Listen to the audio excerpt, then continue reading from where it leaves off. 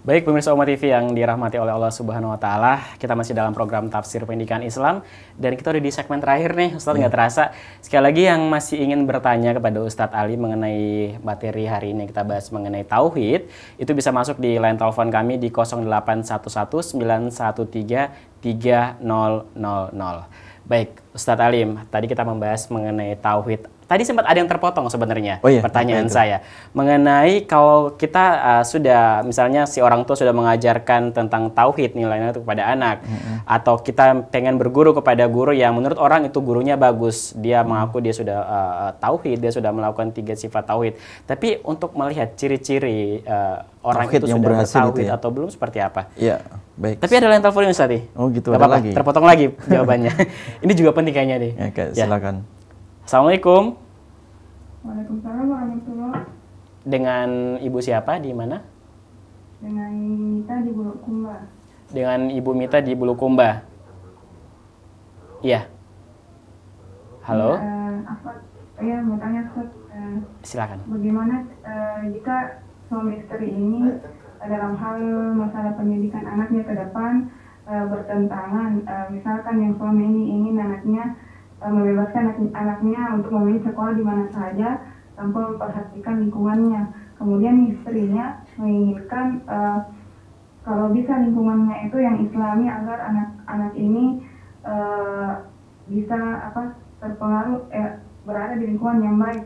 Bagaimana cara menyikapi hal seperti ini, Ustaz? Apakah istri harus mengalah karena keinginan suami seperti ini atau tetap dengan pendiriannya? Baik. Itu aja Ibu? Iya?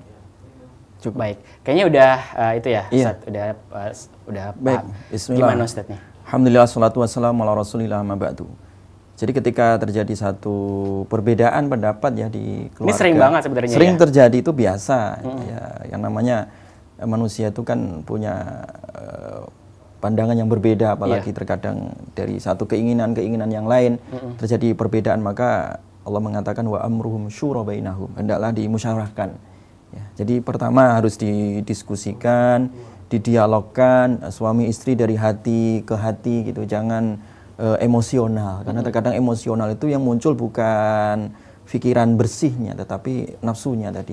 Jadi oleh karena itu ketika terjadi perbedaan itu yang pertama kali dilakukan adalah bermusyawarah ya. Bermusyawarah. Kemudian yang kedua berdoa ya, berdoa kepada Allah Subhanahu wa taala, mudah-mudahan diberikan jalan yang terbaik di situ. Nah, ikhtiarnya adalah ya yang namanya kita ingin melahirkan, membentuk generasi mendatang, generasi yang kuat, generasi yang bertauhid, hendaklah juga kita pikirkan lingkungan pendidikannya. Di mana disekolahkan. Itu penting sekali ini. Jadi oleh karena itu tidak asal kita menyekolahkan anak ya. Pertama kali yang harus dilakukan adalah melihat sekolah di mana, itu penting itu. Karena di mana itu, di sekolah itulah anak kita akan dididik ya. Makanya dulu para ulama kita itu pertama kali ya, ketika ingin menyekolahkan, ya, ingin memondokkan anak ya, ingin membuat anak kita berguru dengan seorang guru, pertama kali dilihat adalah bagaimana itu akhlak sang gurunya ya. Dilihat bagaimana kualitas gurunya.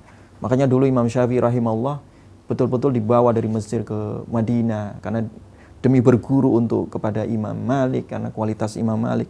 Dan itu tradisi ulama kita ya, dan harusnya kita contoh di sini, karena ketika kita salah menyekolahkan anak ya, salah pula ya hasil didikan anak kita itu tadi.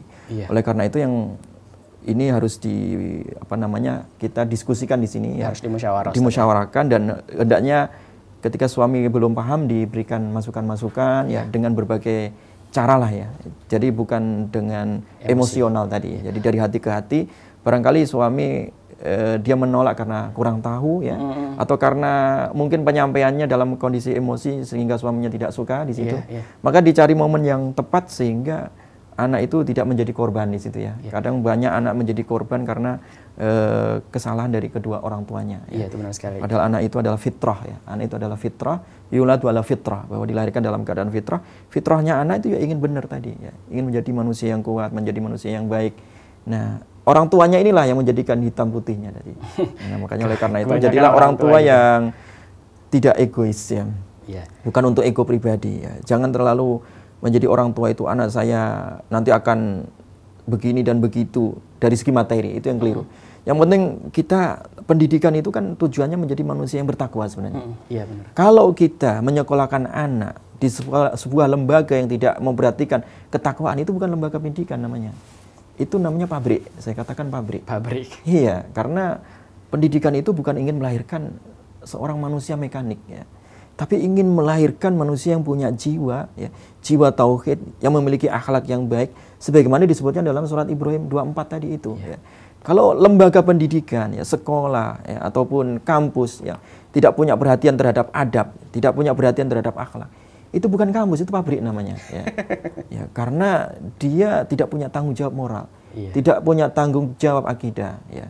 Oleh karena itu melihat ya bagaimana lembaga untuk tempat anak kita sekolah, untuk tempat anak kita belajar, untuk tempat anak kita kuliah, ini sangat penting sekali. Apakah lembaga itu mengawal moral anak kita atau tidak? Ini pertama harus diperhatikan, karena lingkungan pendidikan, lingkungan kampus itu sangat dominan mempengaruhi ya, kejiwaan anak. Terkadang anak di rumah dididik sedemikian rupa, tetapi kalau lingkungan kampusnya rusak, lingkungan sekolahnya rusak, ya percuma juga di rumah ya. Bisa jadi rooming juga Ustaz ya. Jadi rooming di situlah. Makanya di sini harus penting orang tua di sini jangan mendahulukan egonya masing-masing, tapi musyawarahkanlah tadi. Karena dengan musyawarah itu tidak ada masalah yang tidak terselesaikan ya. Jadi memang orang tua yang harus menjadi guidance buat betul, anak-anak. menjadi guidance bagi Tapi anak-anak. mungkin kalau misalnya saya bisa menambahkan sedikit Ustadz, kemarin dari sang psikolog juga menjawab bahwa kalau misalnya terjadi perbedaan pendapat terhadap orang tua, terhadap bagaimana cara mereka mendidik anak, atau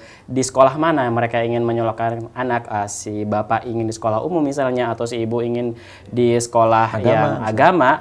Mungkin kita bisa, kedua orang tua ini bisa bikin list, misalnya anak kita ingin dijadikan seperti apa sih?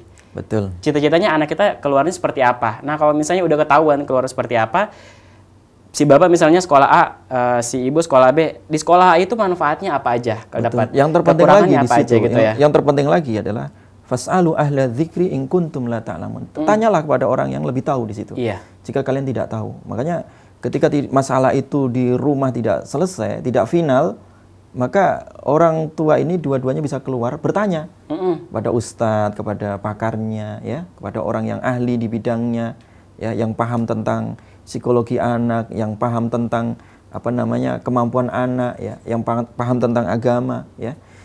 Makanya fas'alu ala dzikri di sini ya. Kalau secara internal tidak bisa diselesaikan, maka secara eksternal dia bisa bertanya kepada orang yang lebih tahu. Baik, mungkin kita lanjutkan tadi ya yang bagaimana evaluasi ya pendidikan tauhid tadi ya, supaya pendidikan akidah ini berhasil atau tidak, bagaimana barometernya, evaluasi yang bisa kita lakukan, yang bisa kita nilai, apa tanda-tandanya. Inilah yang disebutkan dalam hadis riwayat Ibnu Mas'ud, anna Nabiya sallallahu alaihi wasallam qara'a faman yuridillahu ay yahdiyahu yashrah sadrahu lil Islam. Ketika Nabi sallallahu alaihi wasallam membaca surat Al-An'am 125, yang ini adalah ending daripada pendidikan tauhid, bahwa siapa saja orang yang ya, ditunjukkan oleh Allah, dia akan dilapangkan dadanya. Jadi orang yang bertauhid itu senantiasa dadanya lapang untuk menerima kebenaran, lapang untuk menerima perintah, lapang untuk menjauhi segala larangan Allah. Dia lapang. Makanya ketika ditanyakan kepada Rasulullah, faqila lahu ya Rasulullah wa ma hadhi syarh. Apa yang dimaksud dengan asyarh, lapang di sini ya Rasulullah? Qal nurun yakdhifuhullah fi qalb. Jadi Allah memang memberikan cahaya di dalam hati orang yang bertauhid tadi itu ya. Fayanfatihu al-qalb, sehingga hatinya terbuka ya. Karena cahaya Allah itu masuk ke dalam jiwanya, masuk dalam hatinya, menjadi karena hidayah Allah masuk sehingga terbuka itu hatinya. Fahal lidzalika min amarah? Apakah itu ada ciri-cirinya ya Rasulullah? Qala na'am, iya. Akhirnya sahabat bertanya, apa ciri-cirinya kalau orang itu hatinya dilapangkan dengan tauhid tadi itu? Yang pertama Rasulullah mengatakan al-inabatu ila daril khulud ya. Orang itu senantiasa inabah ya. Senantiasa merasa dia akan kembali ya kepada akhirat nanti, kepada desa kelanggengan, desa abadi ya. Yang dia tidak akan pernah rusak di sana, tidak pernah punah di sana. Sehingga di sini dia senantiasa mengatakan bahwa dunia itu bukan tujuan ya. Wa tajafa an daril ghurur ya. Dia senantiasa menjaga jarak dari dunia yang fana ini ya. Dunia yang banyak tipuan ini. Dia tidak tertipu dengan permainan dunia ya. Karena dunia itu kan permainan ya. Ya, permainan yang terkadang menggoda orang, menyesatkan orang ya, sehingga orang itu terpana di dalamnya sehingga abadi di dunia. Makanya tadi Nabi SAW mengatakan orang yang bertauhid itu dia akan menjaga jarak dengan dunia ini, karena dunia itu bukan tempat abadi. Yang terakhir adalah wal istidadu lil mauti qabla nuzuli. Senantiasa dia berkemas-kemas ya, menyambut kematian ya, berkemas-kemas, bersiap-siap untuk menyongsong hari esok, yaitu hari akhirat, sehingga dia menyiapkan segala amal tadi. Jadi kata kuncinya adalah orang yang bertauhid itu adalah senantiasa dia inabah kepada Allah ya, kembali kepada Allah. Semuanya itu adalah diorientasikan ila mardotillah, mencari ridhonya Allah ya, dan untuk Allah, kembali kepada Allah. Sehingga orang tauhid itu tidak akan pernah dia ragu di dalam melaksanakan apa saja.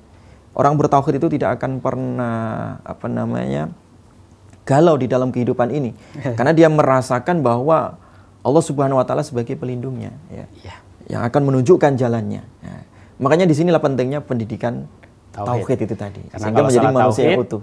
Kalau salah tauhid salah jalan hidup. Tidak mau salah jalan, maka harus bertauhid ya. Harus bertauhid yang benar. Baik Ustadz, kesimpulannya nih, apa yang bisa kita simpulkan dari pembahasan kita pada kesempatan kali ini?